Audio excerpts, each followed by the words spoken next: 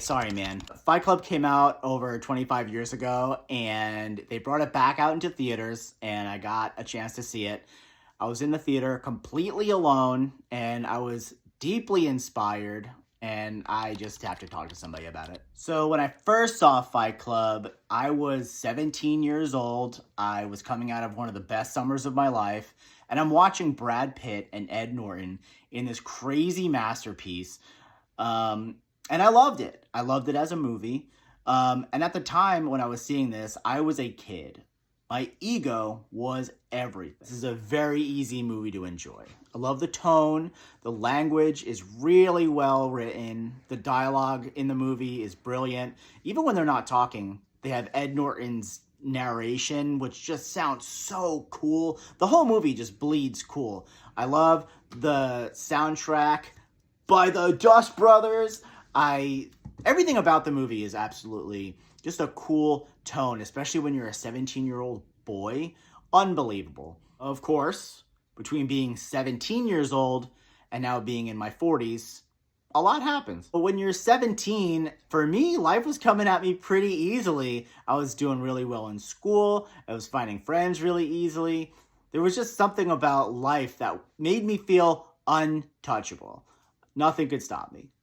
Once we get thrown from our guardrails, we can start to feel the waxing and the waning, the rising and the falling, the profound tides that shake us to our very core as we try to recapture the glow that we were able to attain at some of the best points of our lives. Even if we only get to brush our fingertips against that sensation once or twice more, we're always chasing something backwards, trying to douse ourselves in the tincture of a memory. We're trying to leave an imprint of our kiss on our own glass ceilings. Now, it's a little confusing because what made me really dive back into this movie now in the last few years is I started to hear that this movie was starting to become grouped with something called bad media. And I'm going to kind of talk about that a little bit more moving forward throughout the video. But right now, I just want to say that this film has somehow become clumped in with that kind of genre. This video is not going to be me sitting with you and talking about film. There are, in fact, other cool videos and video makers who can, in fact, talk to you about Fincher's directing style, the thematics of Fight Club, different things like that. But again, this is not that video. If you haven't seen this movie yet, I highly recommend it. Visually, rhythmically, and kinetically, this is an easy film to watch and enjoy. If it hasn't already become apparent, it's one of my favorite films, bar none. I recommend it, even if only on a surface level. I think there's a lot of really excellent plot devices, some brilliant twists and turns, some remarkable dialogue, and so on. Tonally and sensually, this is a film that will draw you deep into its smoke and ask you to breathe deeply of it. It will ask you to enter its cave. It will ask you to slide. So this video is not about the film. This video is about how this film made me feel. If you don't like the movie, I want to hear about it. Let's hear what you don't like about it. What this video will be is an illustration of, as I've gotten older, how when I think back on this film, it's affected me on a more philosophical level. And I'm going to try to use 3 scenes to sort of illustrate that. To some, these may be obvious scenes. I'd like to hope that these are scenes that can stand out for you in the future, not only as you watch the film next time, but also as pillars for a way to lead a better and more fulfilling life. Because while these scenes didn't necessarily teach me how to move forward through the world, they did frame a deep affirmation for my own internal messaging and the lessons I learned through lots of ego dissolution, shadow work, and affirmational reach. Seeing this film in a theater for the first time in 25 years was like watching my favorite band play my favorite songs, free from the social interference, free from any sort of distraction, and just really being able to get up close and personal and intimate with this whole movie. All right, so if you're going to watch the movie for the first time or for the 30th time, now would be the time to stop the video, head over there, check it out, and then come back.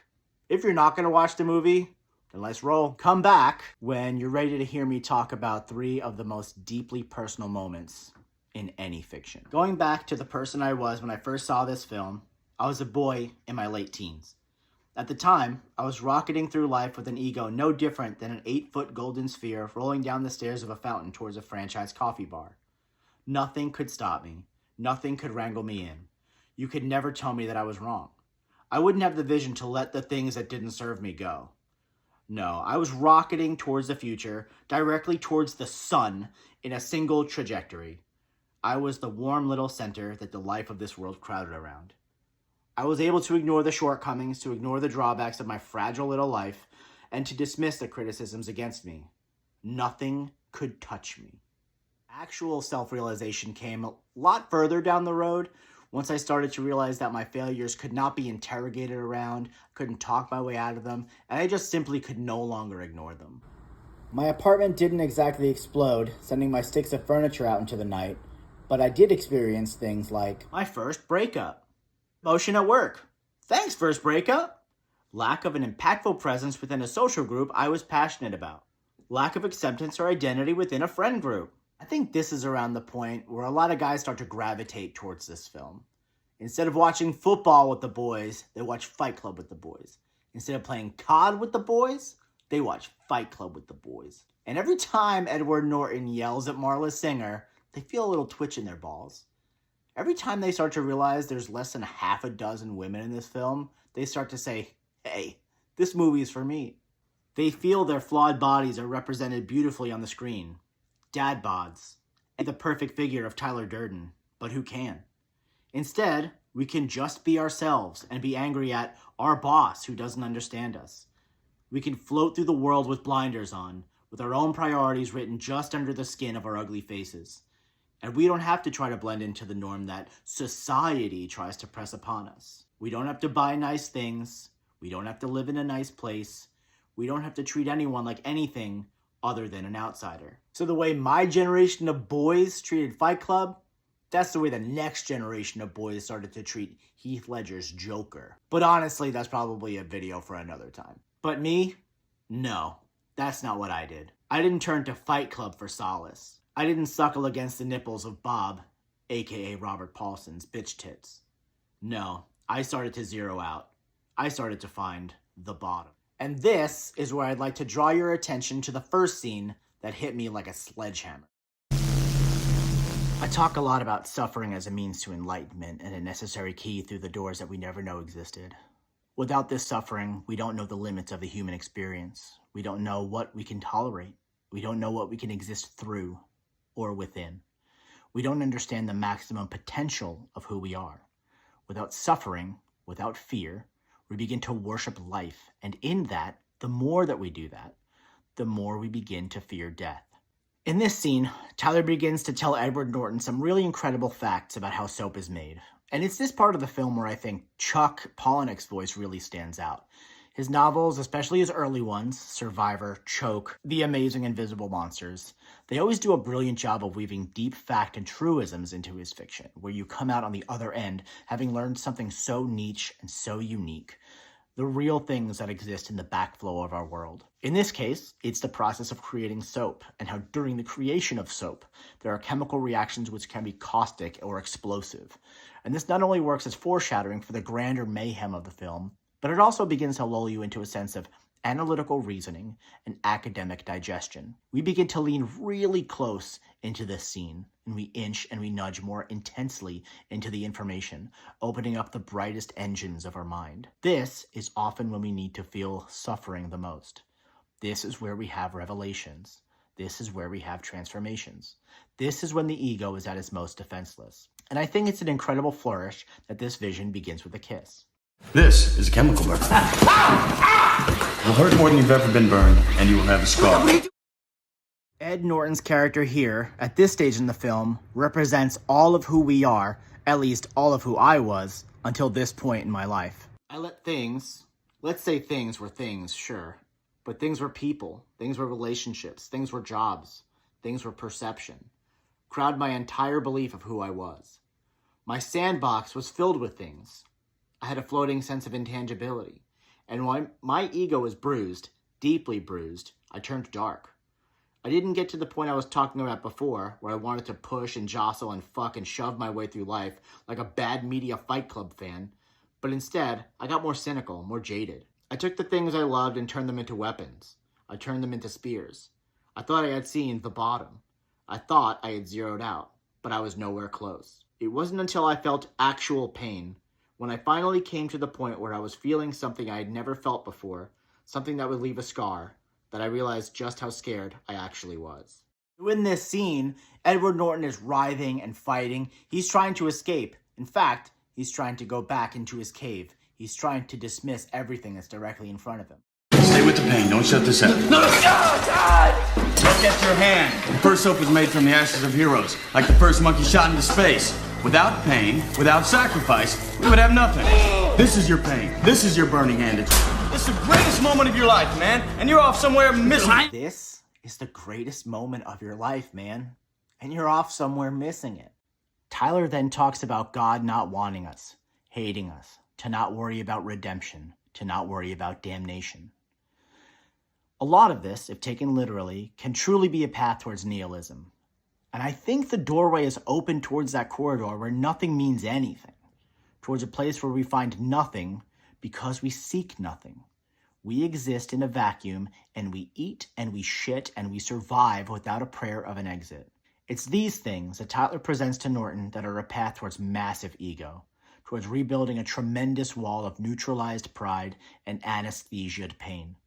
Tyler, representative of the ego in its most enormous manifest, wants Norton to cease a retreat and instead dive towards the pain and accept it, to embrace it. But that's where these paths diverge. We don't truly see a descent to this place, but if you've seen the movie, you know where Tyler, where the ego goes, and where enlightenment means to take us. First, you have to give up. First, you have to know, not fear, know that someday you're gonna die. So, okay, yeah, like I do this thing. I'm not like a masochist. I'm not a pain guy. I'm not into that kind of stuff. But if I'm gonna feel pain, if I know something is going to hurt, I'm gonna lean into it. I'm not gonna allow it to be an obstacle. For me, something I've understood is that pain is only a signal. When you feel pain, your body reacts in such a way that it thinks it's going to die. You have to realize very quickly that you are in control. We should do this every day, even if it's not pain. Pain comes in a million forms. Acceptable physical pain presents itself in exercise, in working out, in endurance. Acceptable social pain presents itself in reaching out to new people, to going new places. Acceptable emotional pain presents itself in offering forgiveness, in offering compliments, in accepting compliments, in offering apologies. All of these things are pain. They may or may not always appear in the form of a kiss on the back of your hand. They appear in malleable forms every single day. There's a quote from P.D. Ouspensky that I'd like to attribute here. If a man gives way to all his desires, there will be no inner struggle in him, no friction, no fire. But if, for the sake of attaining a definite aim, he struggles with the desires that hinder him, he will then create a fire which will gradually transform his world into a singular whole. So while in this video we're not specifically talking about desires, we're talking more about comforts here. And I think that quote really still holds true. A lot of the time, if we're just finding easy ways to be comfortable and easy ways to live, and we're not challenging ourselves, we're never going to have that opportunity to push through and transform and become something bigger and better. We're always going to stay the same. One must imagine Sisyphus happy, man. But in order to get to this place, we must experience pain. We must attain the understanding of the bottom. We must suffer. And here is where Tyler offers to me his most valuable piece of insight, his most important brick in the pathway towards enlightenment. It's only after we've lost everything that we're free to do anything. Now, even just reciting that line makes me really emotional. And I can't tell if it's really edgy and weird or if it's really yucky, but I don't care. This is my jam right here. This is a quote that means the world to me. Beyond chasing joy, as I destroyed every element of what my ego had done to me and what could do to me, chasing more than joy, chasing bliss became an immaculate thing that I was chasing. And this quote really helped to get me there. Give up control. Give up what you know. Give up the whats and the hows and the whos. Be here. Be in the moment. Experience the pain. Allow it to free you. When you no longer are limiting yourself by knowing what you have, who knows you, who has you, who you are to someone, where you can go, where you know, you begin to see limitless doors, limitless wonders. We are free to do anything. You honestly might be wondering why I'm talking about me being a kid, me being in my teens, being in my 20s. You might be thinking that all this stuff seems really special and important to me, but it's really not. I'm not a beautiful and unique snowflake. The point is, why I'm bringing all this up is because we all have these similar experiences. We all have these parallel experiences as we grow up. When we're young, everything feels vibrant. And as we get older, that vibrancy starts to disappear. So we all end up in the same kind of place.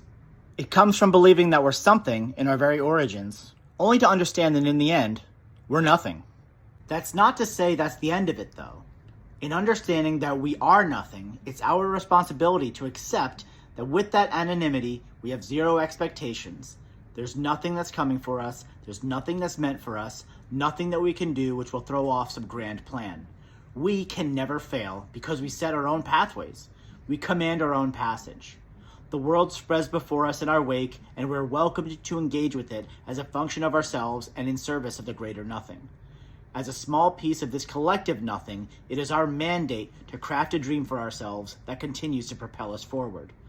And not only that, once we've been brought to the realization that we are nothing, no one, a blip, barely a mark on concrete, it becomes easy to get lost in the labyrinth, to fall asleep at the wheel, to stare into the void, so to speak. What I'm trying to say here is, it's a very slippery slope. Once you accept the fact that you're nothing, we start to decide that we want to start to turn our brain off. And once we decide to turn our brain off, it's increasingly more difficult to turn that lever back on. We continue to chase the void, and everything beyond it becomes a distraction. We still sleep minute by minute as we smash the snooze button, begging minute by minute to be renewed. We spend our days at work in a daydream, or worse, in a daze, fantasizing about who we could be if only we weren't on the clock. We spiral about the wasted opportunities we'd have if only we could not be here today. We find our free time, after hours, off days, before we head into the shop, and we fill it with the voices of others, with the creations of others. We do this because we've hit a place where attaining a better self is hard.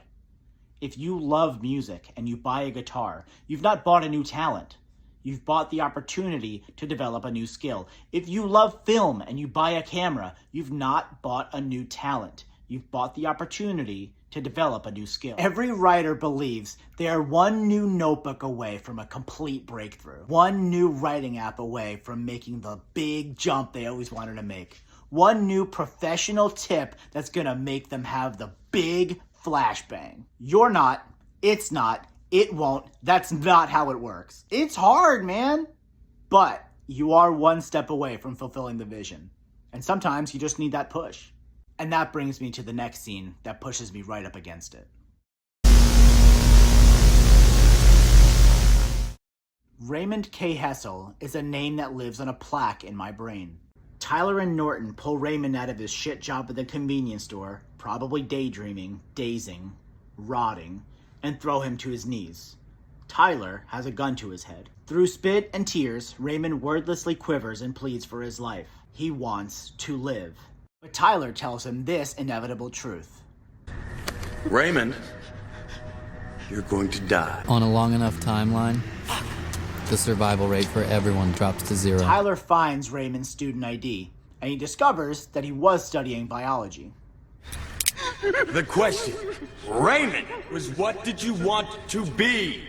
Okay, so right here, after Tyler asks him that, you can see as it goes to Raymond's face that he's sitting there. He has this moment of contemplation as he sits back in his memory of what he wanted to be. And he sees that student who studied biology. He sees that person who thought he could be something incredible. He wanted this skill set. He wanted to be something. He had a dream to be something bigger, better, larger than something that he was prior. I don't know, man. There's something about that zoom in on his face at that moment. There just seems like there's something more there. Norton shouts, "Answer him, Raymond, Jesus!" He wanted to be a veterinarian, something that requires care, time, patience, and yields benevolence for not only the animals that he's healing, but also for the families that have brought those pets into their lives.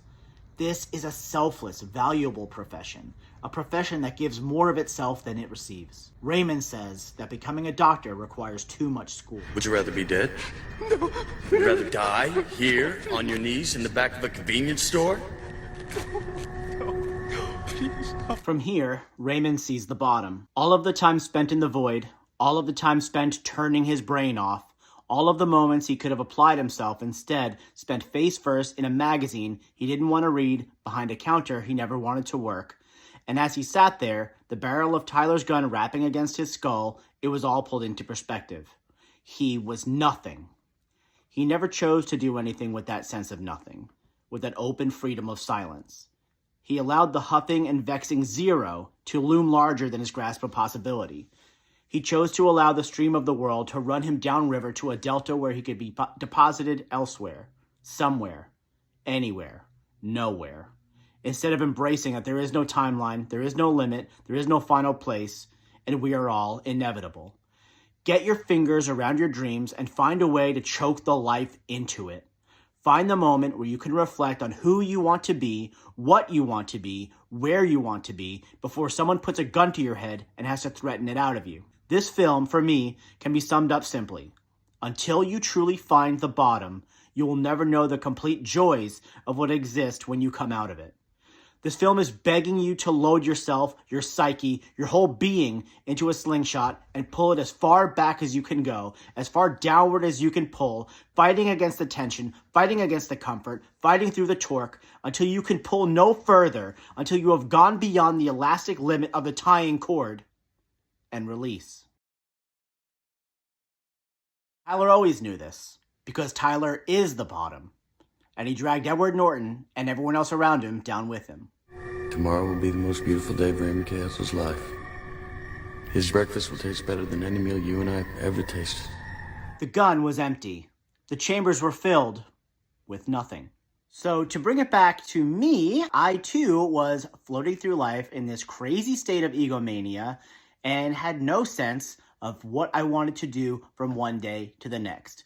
I was chasing zero ambitions, I was using zero skills, and instead of finding ways that I was affecting those around me, I was finding ways that those around me could affect me. I had no sense of what my ultimate goal should have been, what my ultimate purpose should have been. And for me, I needed to find my own tying cord. I needed to find my own slingshot. You don't seek the bottom, but sure enough, it will find you. It might not be at the back of a convenience store, your knees scraping against uneven asphalt. But if you keep living in a way that insists on ignoring a catalog of all the ways you're rejecting deliberate choices, rejecting meaningful decisions, and being sucked into the vacuum of doing anything other than the things that you love or are inspired by or are passionate about, the bottom will find you. For me, once I started finding my light in the world, it attracted people to me. It showed me the kinds of things that inspired joy. As I created, as I wrote poetry, wrote short stories, it attracted people to me. I found friendships. I found romantic relationships. And as those switches became activated, as I exited the things that reminded me of the possibilities of my low points, ironically, I drifted back towards them. I acted selfishly, joylessly, repetitively, and through acts of hubris and irresponsibility towards not only my life, my feelings, but the lives and feelings of others, I again quickly discovered a massive nothing that waited for me. It's in this last scene that I'm going to talk about where Edward Norton is at his most hubristic and Tyler, the ego, decides he's going to actually go in and try to take control. So in this scene, Edward Norton starts to absolutely destroy Jared Leto, the blonde guy. He destroys his face simply out of jealousy. The scene's really crazy. It's one of the most violent scenes in the movie. And honestly, he utters one of the craziest, darkest lines in the whole movie. I wanted to breathe smoke. Now, the first part I'm going to talk about from this scene is something I only consider later on in my analysis of these scenes. So it might be a little bit disjointed and a little bit off theme from the video, but I'll try to keep it on the rails, I promise. Something that I've been trying to contend with this year specifically, something that I've learned as a creator in terms of the ways that I write about music, in the ways that I analyze media, in the ways that people receive my short stories, and in how I distribute independent zines. What are we really making this stuff for? What are we saying this stuff for? What is the best possible organic result of putting good stuff out there? Personally, the ego will always tell me that it's to get credit and to be remembered for being the genesis of all of these ideas. It's getting credit for writing brilliant reviews, for having exquisite taste, for passing on good vibes, and for being the source of all that. It's being recognized for being memorable. The lesson I'm trying to learn here lately is to not only understand, but to exhibit and live and breathe the concept of releasing all of these good things like a radiance that can only enhance the world around me without that energy ever being able to be traced back to the source. To ignore legacy, to ignore credit, and to be able to thrive in the knowledge that good things are happening to and for and by people because of the way that I've chosen to live my life. I call this the anonymity of benevolence. Anyway, in this scene, Edward Norton is trying to establish dominance and control over the actions of Fight Club and Project Mayhem, something that Tyler has completely dominated. You and I started Fight Club together. Do you remember that? It's as much mine as it is yours, you know. And at this time, this year, seeing it this way, this line really leveled me. Fight Club, revolution, inspiration, and by those means, inherited and donated joy, elevated and resonated excitement, positive energy bequeathed unto others is not inherently anyone's. This about you and me? Yeah, I thought we were doing this together. You're missing the point. This does not belong to us. We are not special. And if we're talking about Fight Club, Project Mayhem, and every bloody-knuckled, broken-boned man in underground bars around the world, then the dichotomy is clear. Norton wants credit and a say in how these lessons are learned. He wants to be attached to the way that these truths are expressed and distributed. But for Tyler, he's trying to express that these universal truths are, in fact, in the hands of no one. Your freedom and your belief in yourself, the ownership of your life, is not attributed to anyone. Your lack of expectations from the universe is not a kind of lesson that can be brought back to any citation. This is a manifestation of our own free will and the courage to chase it down and express it.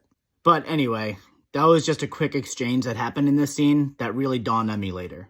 The importance of this scene to me is far closer to the ultimate expression of what it means to let go, to have a singular motivation, and to believe in the concept that yourself has guided you in the direction of that goal. This is about how far we've come in searching deep within our minds, deep within our souls, to find a purpose that sings like a bell, that hums like a prayer bowl.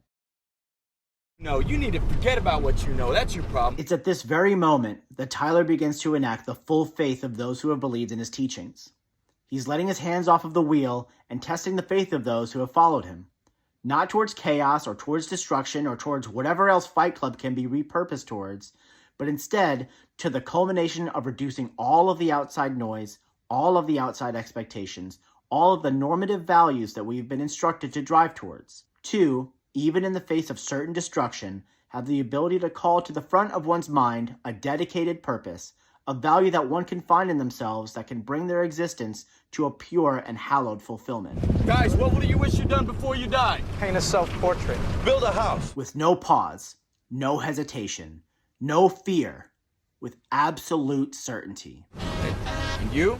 I don't know. Nothing. Come on. Coming from a place where he has just destroyed a man's face due to jealousy, from a place where he has just demanded ownership of what it means to distribute bliss. Norton, who in the face of fear and damnation, in the face of death, in the face of his own true inevitable end, cannot come up with an answer.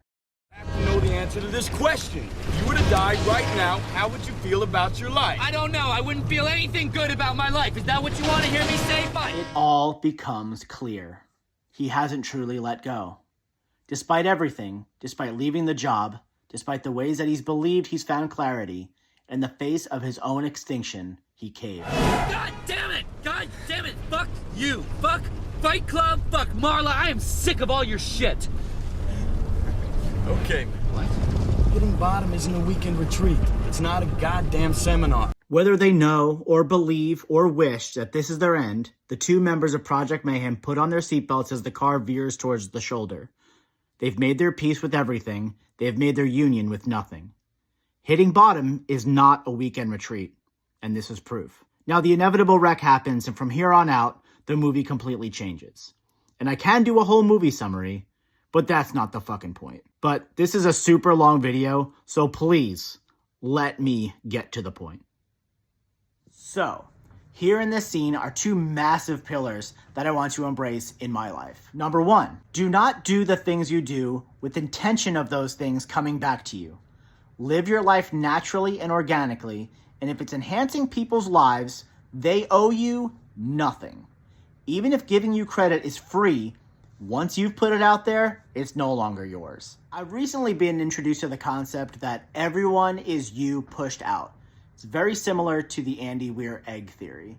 So everything that you give, whether it's new music advice, short stories, art, comedy, things that make people laugh, things that make people cry, all of this stuff was already theirs to begin with. They already had it in their mind to begin with. You just brought it to the surface. Number two, have a purpose. Understand that knowing that purpose will bring a peace to your life. Know that intentionality and focus will guide you towards a stronger will to complete it. Become internally obsessed with ways that we're leaning towards that goal. Tend the garden of that single thing. And when you complete that thing, find new purpose. Find new beauty to fulfill. When you have that purpose, when you focus outwardly towards those goals instead of towards the self, if you were asked, if you were to die right now, how would you feel about your life?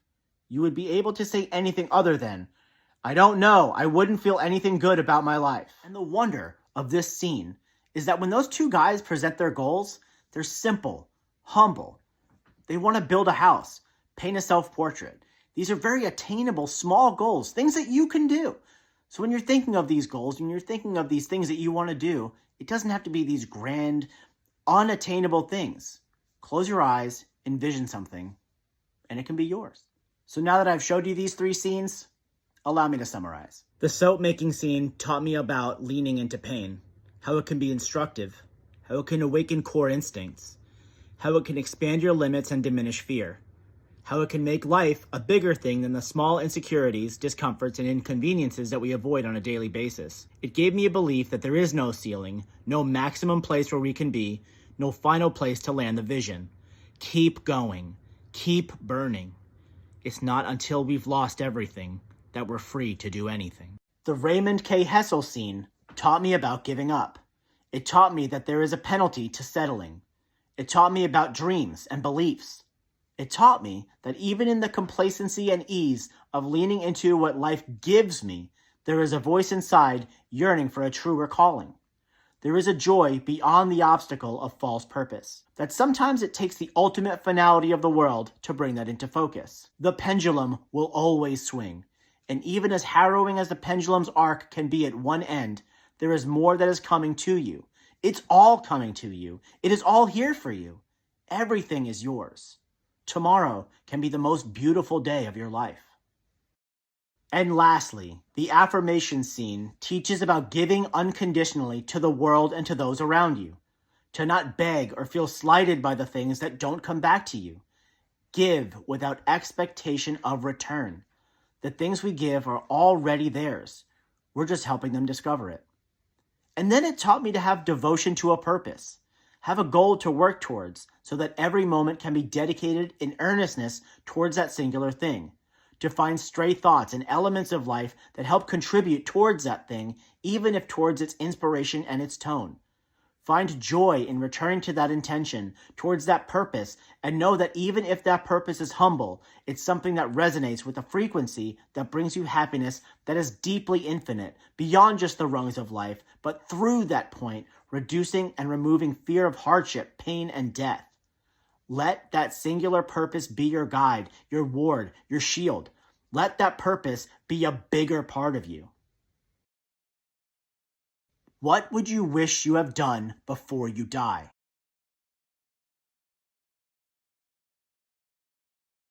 Maybe consider, what does my perfect day look like? Or when I look back across the month, what will I wish I would have accomplished? And now when you have that idea, when you have that answer, repeat it like the most amazing song you've had stuck in your head.